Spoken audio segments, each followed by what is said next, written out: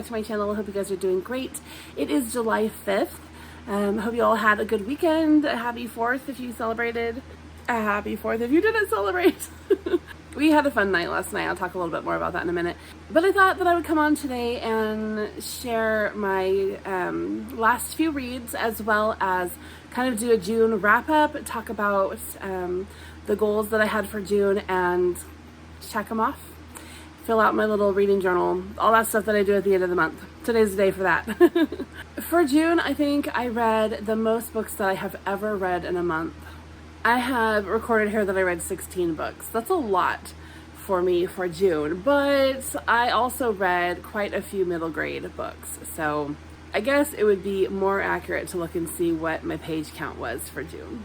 And when I look at Storygraph for that information, the page count is 2,228, which is higher than my average, but when I go back and look at January was 2,284. So I really didn't read that much more in June than I ever have.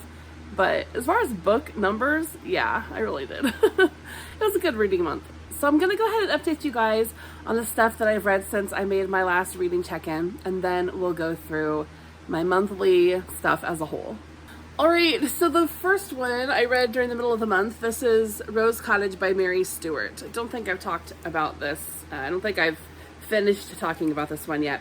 So I really enjoyed this. It is just kind of like a slice of life village story. It has a little bit of mystery to it, and while you could even say that is the overarching theme of the book, it doesn't dominate, if that makes sense. Like, it's there in the background throughout the whole thing, but it's really just kind of a slice of life of this little village, of this young girl, and a new, chapter in her life, sort of a thing. And I just really liked it. It was just really simple and happy, and I've even seen it listed as a gothic, and I don't know, I think that would really be a stretch, because while it does have like a specific estate, and the young girl and the possible love interest and the mystery and the family secret and the old lady and all the things that you expect in a more mild gothic novel, they really didn't come together with gothic elements, in my opinion. So I wouldn't call it that, but I wouldn't call it a romance. It was just kind of it was like a Father Brown mystery, but even without a murder. So I just enjoyed it. It was a good story.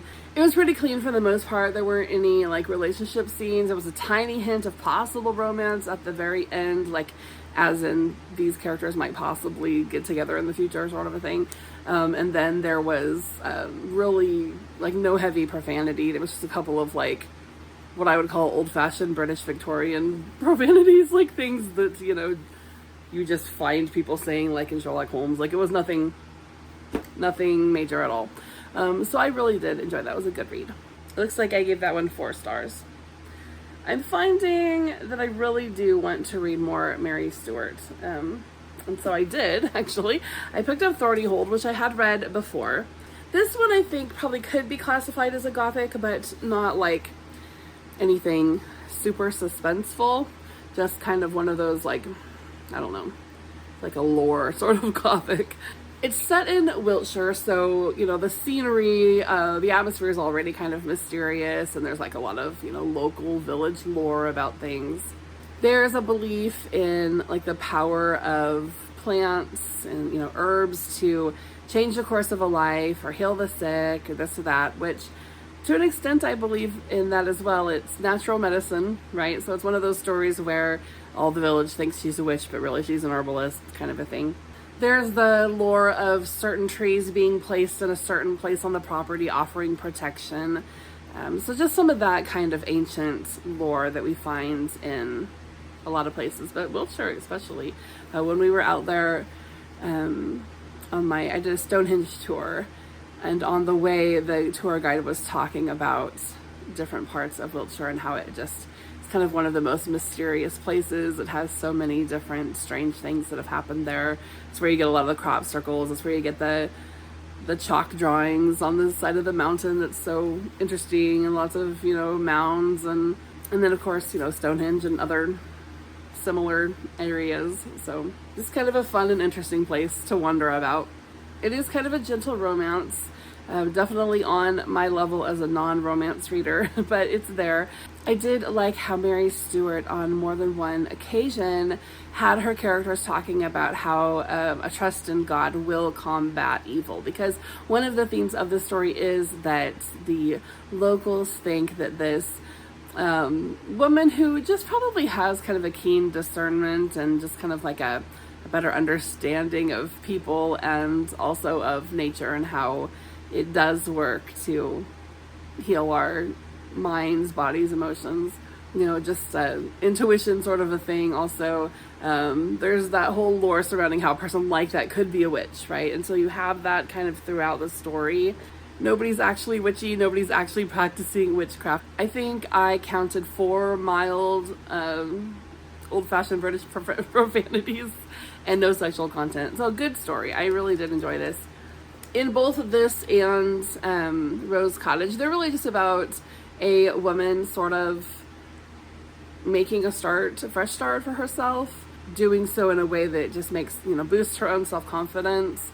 And I like stories like that when it's about her and her only battle is herself, right? It's not a huge, it's not a huge militant feminism sort of a slant, but just a woman taking some independence and control over her own life, what she can control in life and what she can't, right? You guys have heard me, I'm sort of learning about myself and trying to kind of walk in that of what I can control and what I can't. And so these are stories like that where it's kind of finding yourself, right? And a next chapter sort of a thing. And I feel like the element of faith is an undertone in both of these. They're by no means, overtly Christian fiction or anything like that. But I think just the God isn't excluded from the process, and faith and trusting in Him and realizing that He does combat evil is part of the process for the women in both of these stories. So I just really appreciate that. And yeah, these are the kind of, like, if we're going to talk about independent women's stories, these are the kind that I like, because she doesn't have to like be mean or step on anyone or hate a man or anything like that in order to become the next great version of herself. It's really just about her fighting her own issues, her own demons, and her own problems within, and overcoming that, and not taking the easy way out by blaming other people. I don't know. I really did enjoy these. All right, and then the third book that I read is called Yonder. This is by Margaret Bell Houston. I picked this up at a bookshop just because I was looking for some Gothic reads that I could recommend in October this year for Gothic October that I host. And it was okay. I gave it 3 stars. It was a story that had a lot more going on than just the story. Like, I think it was kind of trying to send some messages about mental illness and psychology and stuff like that. It starts off with this girl, and it really gives like her whole backstory. Like, you're reading about this specific girl for a good 30 pages or so maybe, and then she eventually, you learn all about her life, like from her childhood and this certain boy that she's obsessed with and all this stuff. Well, at some point in the story, some point in this book, about 40 pages in maybe, she ends up going to this house, and that's where you get all the Gothic elements. Okay, so it's all the Gothic things are there in this house. And there's a family that lives there. She is in charge, the girl that goes there is in charge of just being a companion and kind of assistant, helper, caretaker to one of the women who lives there who struggles with mental illness. And so there's a little bit of a mystery surrounding that woman and her struggle. She hasn't always been mentally ill. And so there's that whole storyline of figuring out all the stuff regarding this woman, right? And the mystery there. But then there's this other kind of theme of mental illness, and it's got all like the 1950s psychoanalysis stuff in it. There's a couple of mentions of Freud. There's people trying to, it's like a time in our history where we were learning more about mental illness and starting to ask more questions about it. And this book definitely does ask a lot of questions about mental illness.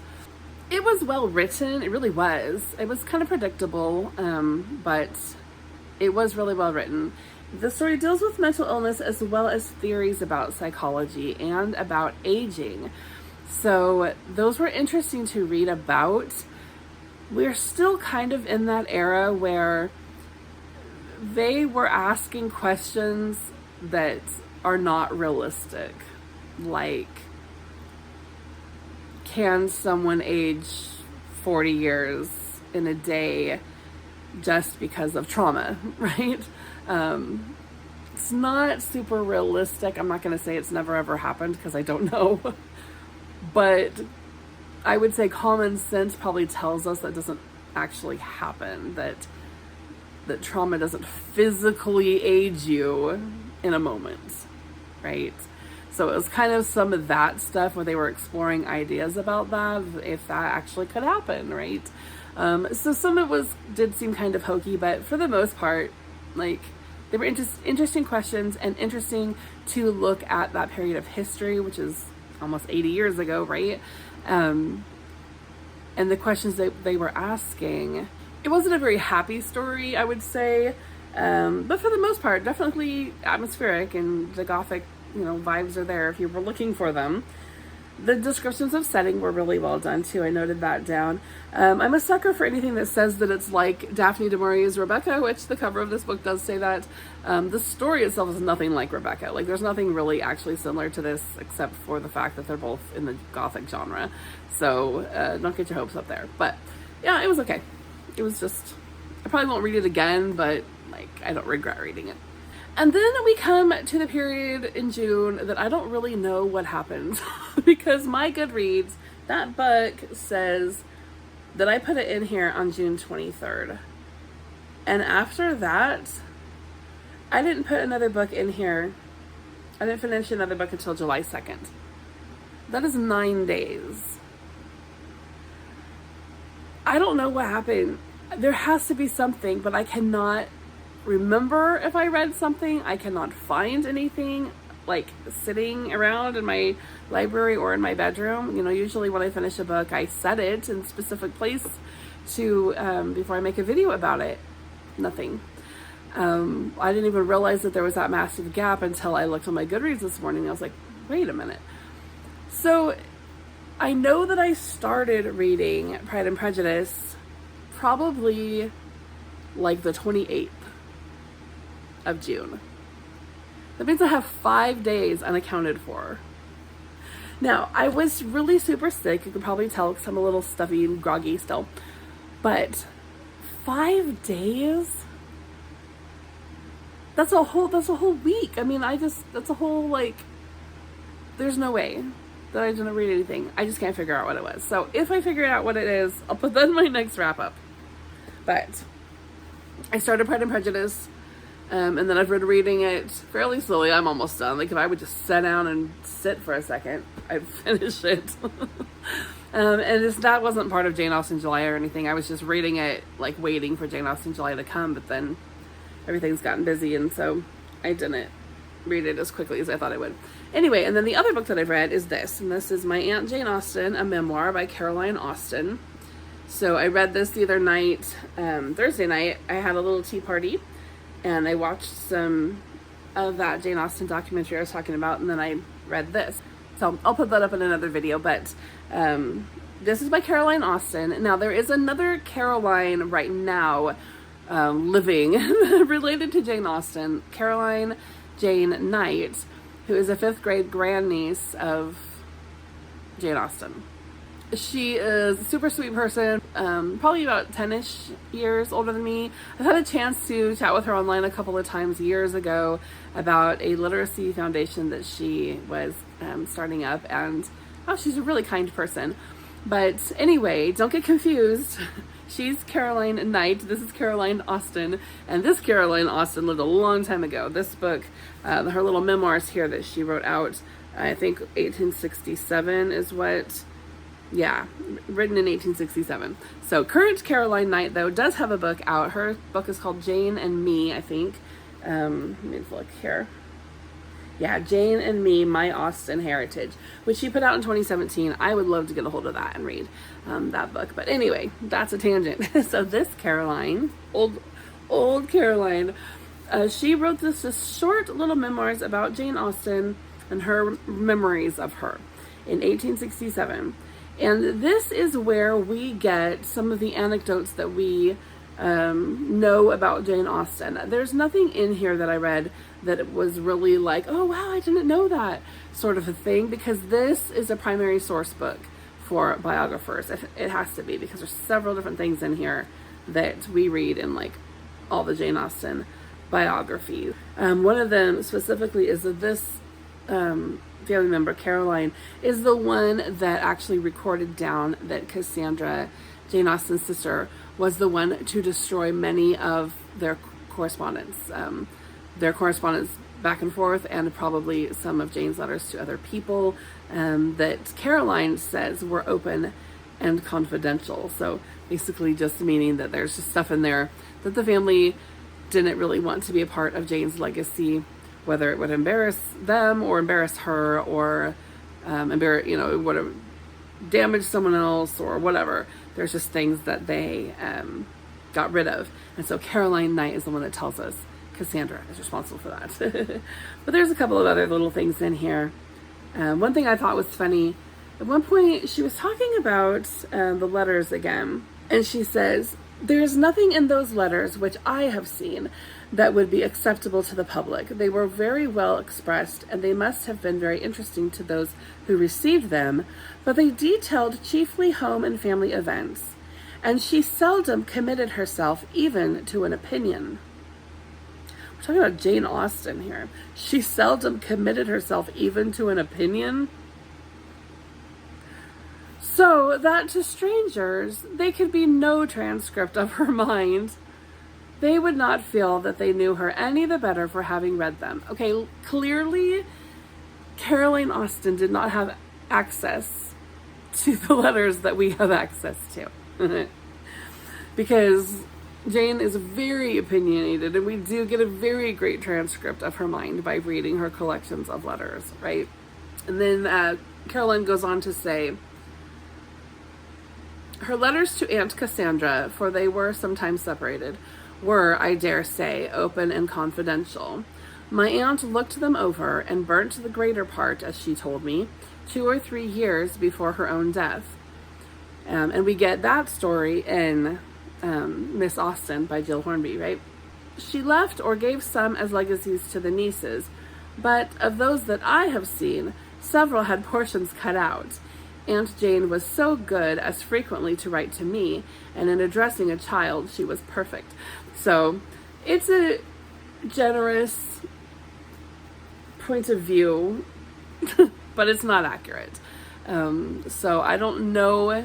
So some of the letters that I've read make Jane out to be a really mean person. Like, I don't know if I would have liked her in real life, but whatever. Anyway, so I just thought that was kind of sweet, that Caroline had that good opinion of her gentle Aunt Jane. But as time has gone on and more things have come to light, we realize that Jane Austen was quite a firecracker, and her personality is very well understood by reading her letters, and she very much makes herself known. So there's a lot of interesting information in there, right, to read her letters. So that is the last thing that I read. And like I said, I'm finishing up Pride and Prejudice, and there's maybe a mystery book out there somewhere. I don't know. Okay, so let's talk about what my goals were for June. I really wanted, my overall goal for June was to drum up some sense of patriotism. Sounds horrible. Sorry to put it that way, but that's just the truth. I've really struggled to feel patriotic, to feel loyal, or even just loving my country.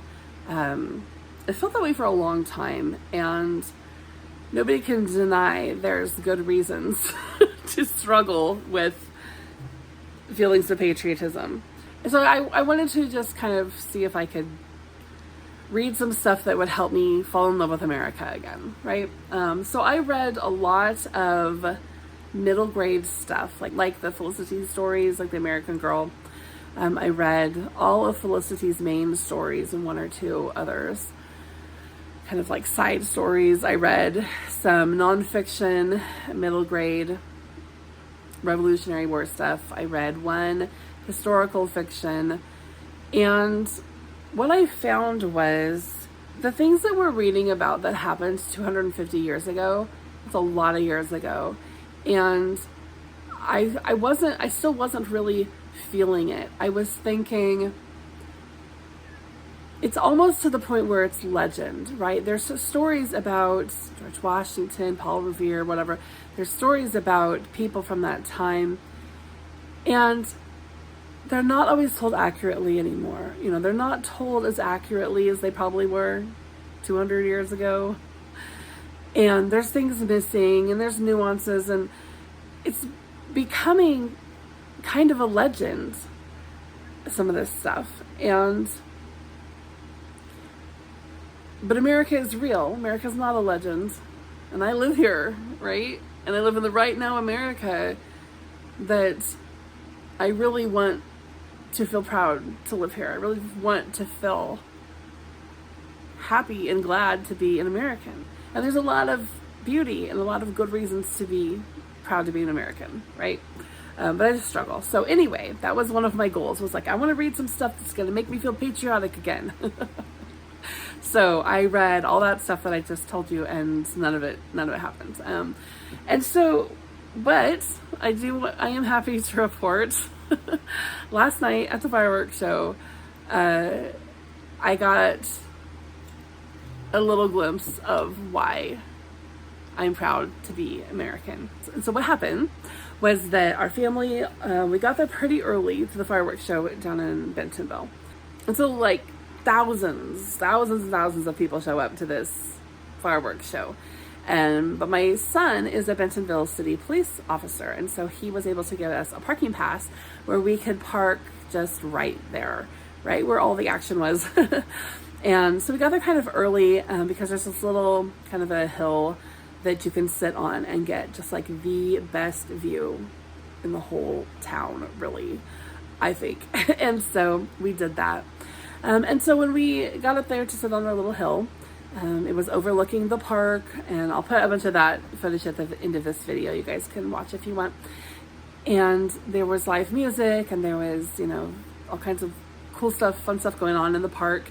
And so we set up our chairs and our blankets and whatever, and we just sat on that hill and we just people watched for like an hour and a half or so. 45 minutes or so before the fireworks show was to start, I started noticing all of these people just flooding in on foot. They had parked way down and had walked. And the majority of the people were some of our immigrants from India, from Pakistan, you know, places in South Asia, places in the Middle East. We have a lot of immigrants who have come here to work. We have at least 3 really big corporations here. We've got Walmart and JB Hunt and Tyson. So lots of people come here to work in the data centers, and then the like in the whatever my husband does, the home office stuff, right? The computer program, the IT is what I'm trying to think of. All the IT people. A lot of them are from India and Pakistan and you know, South Asia, Middle Eastern, like I said. Okay, so a lot of the people that were coming in pretty late were these people, were these, you know, newcomers to town. And I told my husband, I was like, oh, all the new people, you know, here comes all the new people who don't know that you need to get here so early, right? And I was like, they'll know for next year, because it's so hard to find anywhere to even sit or park or whatever, right, when you get that close to starting time. And so I was just kind of watching them, and you know, with their little kids and all their stuff, and all the women are dressed so beautifully, and everything. It's so neat to see all their beautiful outfits. Like, that's just what I'm so intrigued by, these women and their gorgeous fabrics. But anyway, so they're all coming in, whatever. So they started the show like, I don't know, maybe 45 minutes early, because we had this massive thunderstorm coming in. And so they wanted to get it done and get us out of there, right? So there wasn't danger of lightning strikes and all that. And you could just, where we were sitting, you could just see it just behind us, just coming in. Anyway, so they start the show, and I start looking around, and I realize this hill is packed out with people. And it's almost everybody on that hill were these new immigrants. And when I looked to the right of me, there was an Indian family sitting there. They were trying to kind of get situated and settled, you know, because they had gotten there kind of late, and they had a blanket down. And so I moved I had a chair sitting there with my purse. I'm like, my purse does not need its own chair. So like, I move it in front of me so the little boy can kind of see better. And, you know, and the father looks up and smiles and says, thank you. And I just like turn back to the show, and then I hear that little kid, and he's just like, everything. He's so excited, right? He's talking about the fireworks. He's talking about the thunderstorm, because, you know, very quickly the thunderstorm is coming in. So there's like lightning with the fireworks, like at the same time. So it's crazy. It was really crazy. We probably shouldn't have been out there. But anyway, that's going on. And then like after a couple minutes, the kid's like, Daddy, I smell popcorn, and just all this stuff. And I was just like, oh, I wish I had popcorn to hand to this kid. And I'm just looking around, and I'm like, I don't know if they have fireworks in India. And, you know, I don't know what sort of a place these guys moved out of. Maybe their situation in India was awesome. Maybe where they lived was great. You know, the husband is obviously educated to come here and work in our IT departments and stuff. But I don't know, as I was just looking around at these families, and I'm like, this is what it means to be an American. To be able to share that with people who want to become a part of this society. And what I'm about to say is not a blanket statement for the entire nation. Our nation has a lot of issues, a lot of problems, but where I live, the actual community that I live in, it's a pretty wealthy community. It's a pretty loving, accepting, and giving community, welcoming. It's a very community-minded community. There's a lot of fun stuff that happens here in Northwest Arkansas, and everybody can get in on it if you want to. Diversity is celebrated here. Different cultures, different ways, right? And appreciating that is not agreeing with it all, but appreciating that this is a community where if you want to feel safe, you can feel safe. If you want to see beauty, you can see beauty. If you want to live a great life, you can live a great life. And knowing that these families around me are able to partake in that they were able to come and enjoy our beautiful fireworks show, their beautiful fireworks show, right? It was ours. It was something together. And for all of the differences between me and a Hindu or Muslim family sitting with me, just feet away from me, that night we all shared the beauty of the fireworks show in America, the beauty of Bentonville, the beauty of community. We sat there and watched thousands of people in the park below us, just having fun, dancing, singing, having fun, playing, you know, with their kids and eating a hot dog and listening to the live music and hearing the orchestra play all of the patriotic songs and the beauty of God's creation in his light show that was going on alongside ours. The fact that these all of these families got to experience that with us, and I got to experience that with them, and we got to be a part of the same community. That's the thing. That's the thing that brought the feeling of patriotism for me. When I pull up my other YouTube account that doesn't have all of my happy, aesthetic, cozy things on it, my other YouTube account that I leave for my family to watch, when I pull that up lately, I have gotten so many video suggestions about people who are here for the World Cup and how, you know, they thought one thing about America and then they got here and realized it's totally not what they thought, like in a positive way, that it's better than they thought in certain ways. And I just think about that, and I'm like, every person, every citizen in the whole world should be able to think that their country is the best country, right? You should be able to live in a place that you can be proud of, you know, regardless of who's in the political leadership of your country. It doesn't matter. It didn't matter last night on the side of the hill in Bentonville who was running our country. It could have been a Democrat, it could have been a Republican, like who cares? Because Bentonville's going to do the fireworks show, and we're going to welcome everybody there, and we're all going to enjoy community together. So it doesn't matter, right? In that moment, it didn't matter. And I think everybody should be able to live in a country where you can have those moments. And so I want to be able to believe that my country is the best country. And I don't know about my country as a whole, but I did feel a lot of patriotism toward my own community for sure last night. I am proud of the community that we are and how we are very open and loving, and we put aside differences in times that differences don't need to matter, right? Because sometimes they really do need to matter.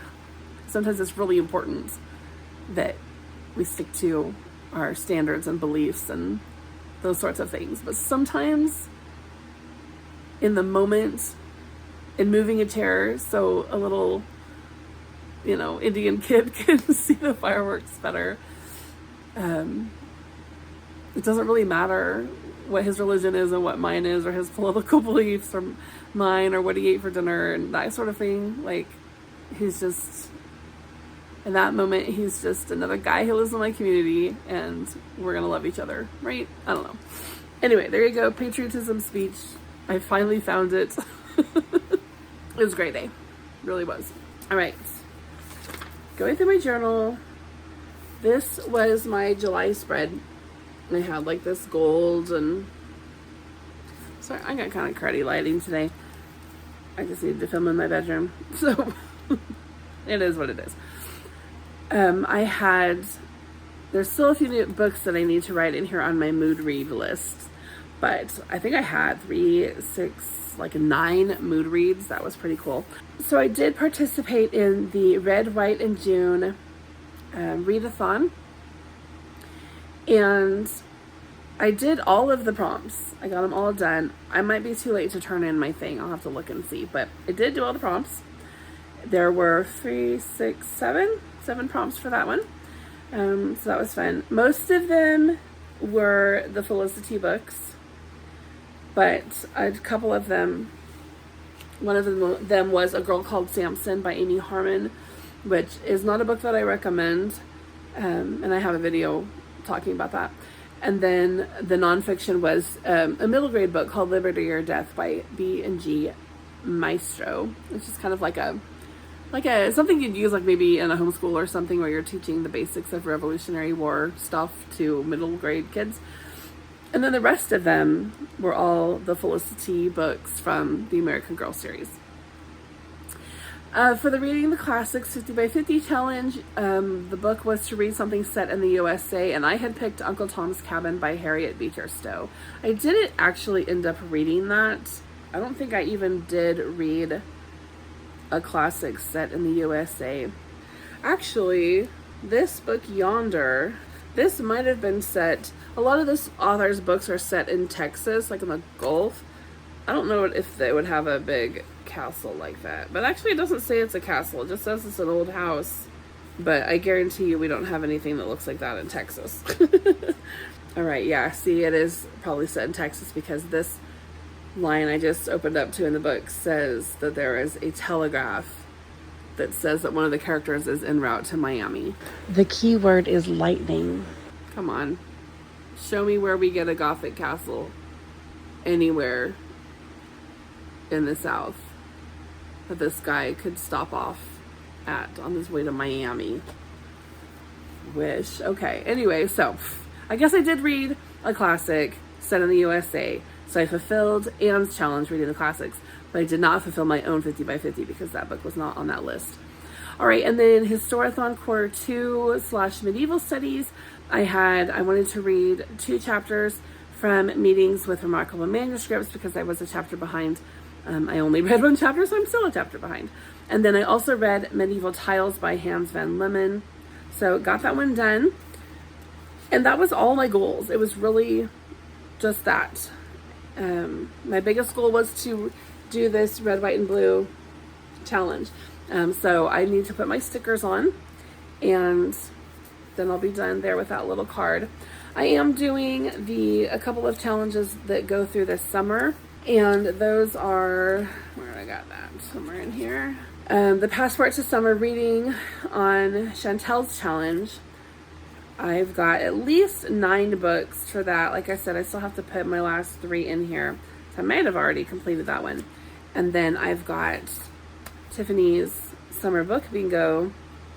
And so I have probably 17 that I can put on that one. 5, 10, 15, 20, and she's got 25. So I'm pretty far into that one too. So today I will finish writing out my books in this. I'll put my stickers on and make my July spread. A little late to the game here, but like I said, man, we were so sick. I just got knocked out. So feeling better now, but whew. All right, so that was my June. It was a good June. Lots of reading, lots of reflection, lots of reading on the Revolutionary War era. Oh, speaking of that, here in a couple of hours, my daughter and I are going to go down to Fayetteville and watch the Young George Washington. Is that what it's called? That movie. My daughter got us tickets. Super excited about that. And so we're going to go hang out for the afternoon in Fayetteville, which is probably 45 minutes away, and watch that. So more revolutionary stuff to come. And then I think I'm just going to fully immerse in Jane Austen July. I have a little bit, but we got the 4th done. Now it's time for Jane for the rest of the month. Hope everybody's doing well. I'll see you soon. Bye-bye. The lower notes.